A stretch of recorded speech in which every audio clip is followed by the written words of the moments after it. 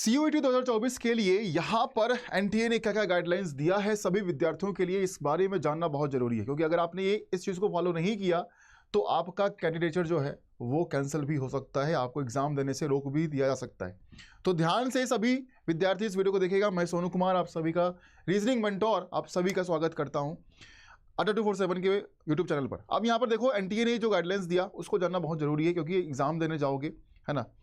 तो अगर आपके पास कुछ चीज़ें ऐसी हुई, कुछ चीज़ें ऐसी रही, है ना, आपने उसको फॉलो नहीं किया, तो फिर आप वापस भेज दिए जाओगे। वो क्या क्या हो सकता है यहाँ पर, सबसे पहले देखो यहाँ पर कि ड्रेस कोड के बारे में उन्होंने साफ साफ कह दिया कि भैया आपका ड्रेस जो है वो इस प्रकार से होना चाहिए, है ना। क्या बार्ड आइटम्स हैं उसके बारे में, और अनफेयर मीन्स क्या क्या हो सकता है उसके बारे में बिल्कुल साफ साफ अक्षरों में NTA ने बिल्कुल गाइडलाइंस जो है वो दे दिया गया है। इन्फॉर्मेशन बुलेटिन की तरह के थ्रू जो है वो उन्होंने गाइडलाइंस अपना दिया है। अगर आप देखोगे आप यहाँ पर, तो मेरे पास CUET UG 2024 के लिए जो बुलेटिन उन्होंने जारी किया है उसके बारे में यहाँ पर दिया गया है। सबसे पहले अगर हम जाएंगे चैप्टर 10 पर, ठीक है, जो बात करता है unfair means practices and breach of examination rules 2024 का जो UG का एग्जाम है उसके लिए, ठीक है। उसके बाद चैप्टर 11 जो है वो बेयर्ड आइटम्स और ड्रेस कोड के बारे में बात करता है। तो 10 और 11 ये दो हमारे लिए काफ़ी इंपॉर्टेंट चैप्टर्स बनते हैं। तो चलते हैं चैप्टर नंबर 10 और 11 की तरफ, और यहाँ पर एक बार हम देखेंगे कि क्या चीज़ें उन्होंने कहा है इसके बारे में, है ना। उसके बारे में क्या कहा है उसको समझना, उसको जानना बेहद ज़रूरी हमारे लिए बनता है। तो एक बार चलिए फटाफट देखते हैं यहाँ पर कि उन्होंने क्या चीज़ें जो है वो समझाया है इसके थ्रू, है ना। तो ये चैप्टर 1 हो गया। चैप्टर 10 और 11 पर हम आएंगे सीधा डायरेक्ट, और बात हम वही करेंगे क्योंकि वो ज़्यादा इंपॉर्टेंट है। अभी होगा क्या कि बहुत सारे विद्यार्थी जो हैं वो इन चीज़ों को फॉलो नहीं कर पाते हैं या उस पर ध्यान नहीं दे पाते हैं, जहाँ पर वो बहुत बड़ी गलती करते हैं और वहाँ पर जाकर सेंटर पर जाकर आपको दिक्कतें का सामना करना पड़ता है। और वहाँ पर अगर आपसे ये बोल दिया जाए कि भैया अब जो है वो तुम वापस चले जाओ, तो फिर आपको बहुत बुरा लगेगा, है ना। सबसे पहले, no candidate will be allowed to appear at the exam center on the date and shift time other than that allotted to me। अगर आपके पास जो एडमिट कार्ड दिया गया है, जो समय और जो दिन दिया गया है, आप उसी समय और दिन पर जाएं, अपना एग्जाम देकर आएं, ठीक है। समय से पहले पहुंचिएगा, समय से पहले आपको पहुंचना है, ठीक है। ऐसा नहीं कि बिल्कुल एकदम समय देखकर आप पहुंच रहे हैं और वहां पर गेट बंद होने वाला है, ऐसा काम भी बिल्कुल मत कीजिएगा, नहीं तो आप फंस जाएंगे और वहां पर एग्जाम देने में आपको परेशानी जो है वो झेलनी पड़ सकती है। चलिए चैप्टर नंबर 9 आ गया हमारा, चैप्टर नंबर 10 पर आते हैं।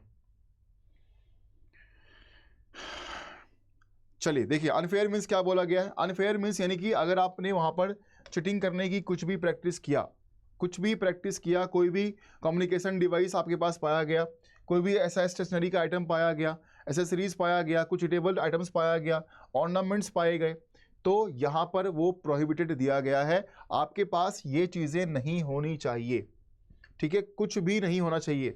Using someone to write an examination, अगर आप किसी को अपने बदले किसी और को ले गए हैं कि वो मेरा एग्जाम दे देगा, आंसर बता देगा, अनफेयर मीन्स आपका रद्द हो जाएगा, एग्जामिनेशन बिल्कुल खत्म हो जाएगा, ठीक है। कोई भी रूल्स को अगर आप ब्रीच करते हो, वहाँ पर फॉलो नहीं करते हो तो, ठीक है।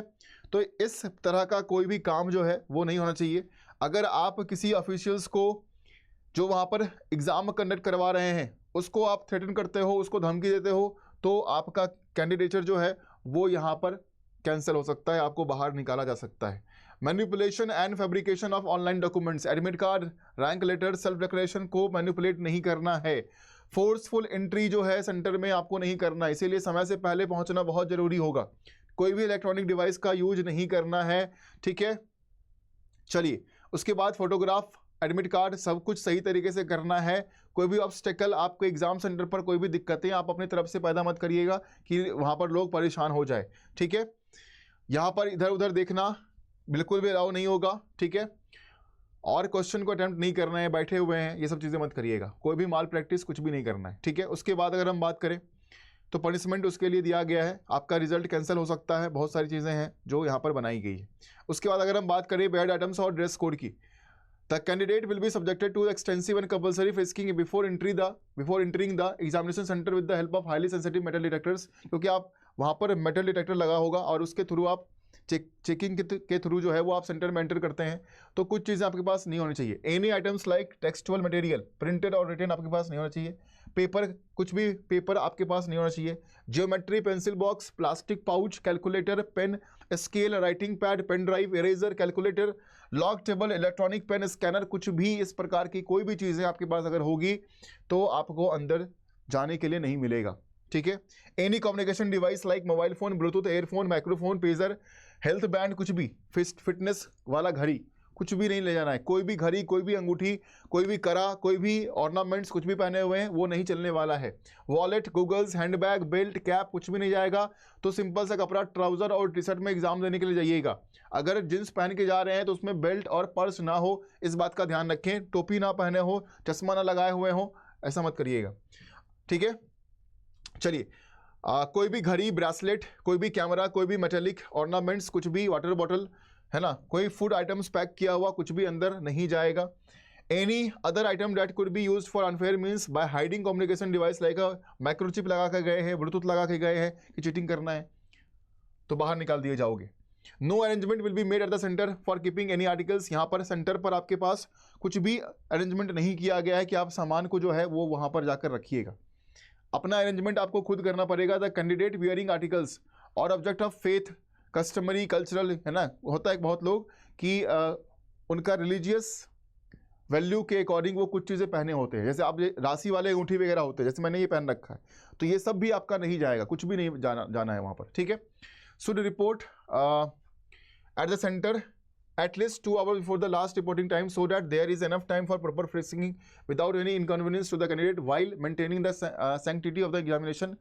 If upon screening it is discovered that any candidate is actually carrying a suspected device within such an item of faith, अगर मान लो ये अंगूठी हमने पहन रखा है ना, ये हमारे धार्मिक या कुछ राशि के अनुसार हमने पहन रखा है, लेकिन इसके अंदर हमने कैमरा फिट कर रखा है कि चलो ये तो मतलब धार्मिक चीज़ें हैं और उस तरीके से देखा जाता है तो लोग चेक नहीं करेंगे, लेकिन चेक किया जाएगा। अगर पाया गया तो फिर वहाँ पर दिक्कत आपको हो सकती है। ठीक है।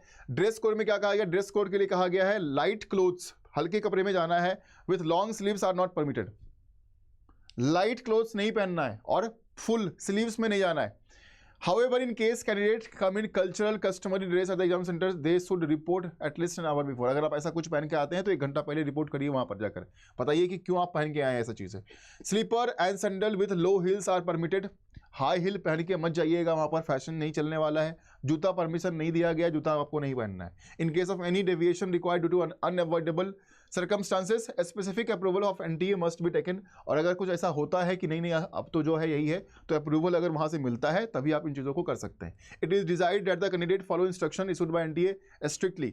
एनटीए ने जो गाइडलाइंस दिया है उसको फॉलो करना आपके लिए बिल्कुल कंपलसरी है, आपको फॉलो करना ही पड़ेगा। अगर नहीं करते हैं तो वो अनफेयर मीन्स में काउंट किया जाएगा। तो ये गाइडलाइंस जो है वो एनटीए ने आपके लिए दिया है। आप सभी लोग बिल्कुल प्रॉपर तरीके से जाइएगा एग्जाम देने के लिए, है ना, कुछ भी कैरी मत करिएगा। कपड़े कैसे पहनने हैं ये भी आपको बता दिया गया है। आपको जूते पहनकर नहीं जाना है, कोई मेटल आइटम आपके पास नहीं, कोई करा, कोई घड़ी, कोई वॉच, कोई चश्मा, कोई टोपी, कुछ भी आप पहन के ऐसा नहीं जाएंगे अपने एग्जाम सेंटर पर। ठीक है। तो ये गाइडलाइंस को आपको फॉलो करने पड़ेंगे क्योंकि एनटीए ने दिया है आपको ये गाइडलाइंस। अगर फॉलो नहीं करते हैं तो आपको सेंटर पर दिक्कत का सामना करना पड़ सकता है। ठीक है। बाकी अगर कोई भी प्रश्न हो आपको एग्जाम के संबंधित तो कमेंट सेक्शन में आप लोग डाल दीजिएगा। ठीक है। वहाँ पर आपको जवाब जो है उसका मिल जाएगा। चलिए, धन्यवाद आप सभी का। ध्यान रखना इन चीज़ों का, ये बहुत छोटी चीज़ें हैं लेकिन आपको प्रॉब्लम क्रिएट कर सकती है बहुत बड़ी वाली। So please be careful. Thank you so much.